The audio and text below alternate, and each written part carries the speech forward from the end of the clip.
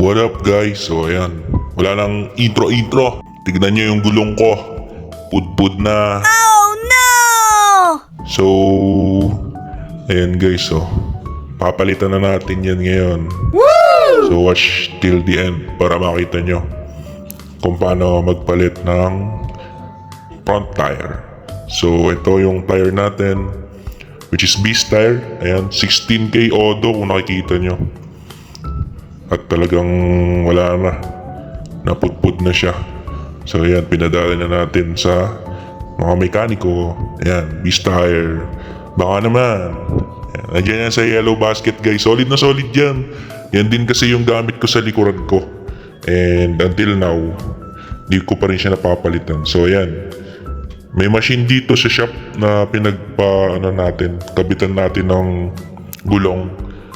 So kudos sa ganyan, no? Kasi safe na safe yan eh, kumpara dun sa iba na ayan, yung parang ginagano na lang agad. At least to, ayan, nangat lang tapos kusa na siya, diba?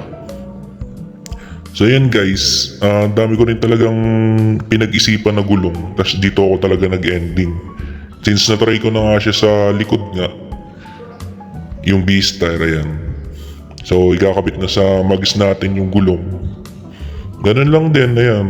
Mabilis lang since may machine kasi sila nagamit eh. Kaya mabilis yung proseso ng pagpapalagay ng gulong sa kanila. So ayan. Angas din yung itsura nung Beastar. So ayun.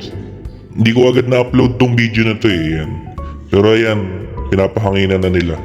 Pero naisipan ko pa rin i-edit to guys kasi yung front tire ko, 'di ba, 16 Odo na yung 16 Odo pa yung tinatakbo diyan ng motor ko. Until now na 24K Odo na. Is eto pa rin yung gamit ko guys na gulong. Di pa rin ako nagpapalit. Tapos pan daily use ko siya sa work ko. So ayan.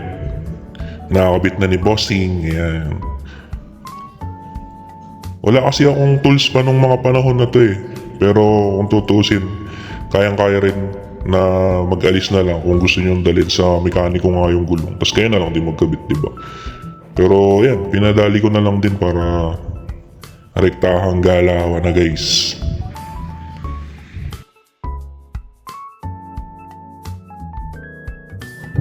So check nyo na lang guys yung yellow basket kung trip nyong umorder, no? Para mabilisan na yan. Pero yan din gamit ko guys, Beaster. Ang size niyan is 90-90 yata. 90 by 90, parang ganun. Saktong-sakto naman siya sa click natin. Yan. So yun lang guys. Thank you sa panonood ha. Bye.